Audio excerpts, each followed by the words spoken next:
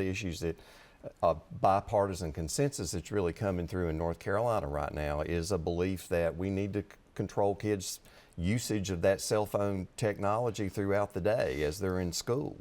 And that was an issue we weren't talking about very long ago, but a consensus that it really is having an effect on young people and their isolation with their device. And I just wonder, what's your perspective from your office of the threats against our kids that really are tied to that technology? Parents have gotten a false sense of security that if their kids are sitting up in their room under the roof while they're downstairs watching TV, that they're good, they're safe, everything's good, right? Back in the 80s, back when we were all coming up, 70s, 80s, you had to go out in the woods and play with your friends or across the neighborhood and you were out in the world, right? But there's this feeling that if you're in the house, you're safe. Nothing could be further from the truth. I tell parents all the time, would you let your child go around the world by themselves? And they say no. Then I say, why do you let them go around the World Wide Web by themselves? I mean, there are so many things out there. Our Internet Crimes Against Children Task Force, we've prosecuted thousands of people over the last 10, 15 years. There's this new movement called 764-GORE. It derives its name from an area code in Texas. It's got its roots in neo-Nazi satanic organizations. It's decentralized, but these are young teenagers getting other teenagers to engage in self-mutilation, bestiality, suicide, and film it for the pleasure of the viewing audience. And they use these videos of these kids to recruit more kids.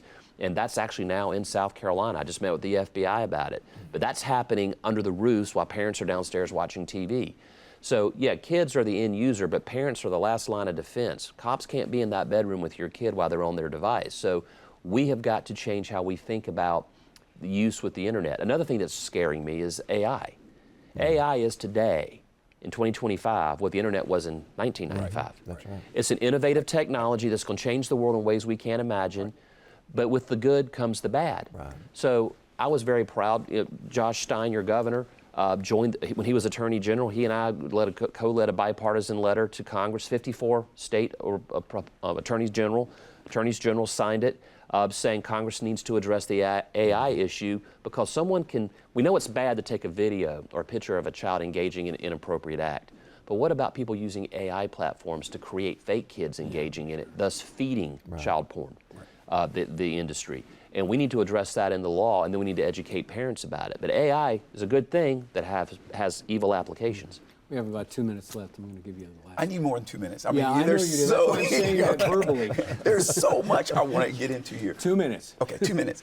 I want to go back to crime and the economy. In South Carolina, I think we need more jobs and better jobs, industry, technology, because I think there's a correlation between those who work and aren't committing most of the crime and those who don't work and are out here committing crime. What are your thoughts on how the economy is directly connected to the crime, especially violent crime? I mean, like, people talk about employment workforce, they talk about regulatory policy, judicial policies of states and communities, they talk about regulatory policies, tort reform, all these things come into play. But none of that stuff matters if the community or the neighborhood you live in is crime-ridden. No one wants to live in a place where their children could be killed. Right. I was at a press conference the other day with a woman. You can take a drink of water. I'm going to power through it. Yeah. I was with a press conference the other day with a woman whose 6-year-old son was shot sitting on his couch from Orangeburg. Right. I know. And you're aware of that. Yeah. And it just wrenched my heart that what good is a good economy if people are shooting each other in the streets? And so I think public safety, regardless of where you are on the political spectrum, everyone agrees that the core function of government is public safety. And if we can't have safe communities and neighborhoods, none of the other stuff matters.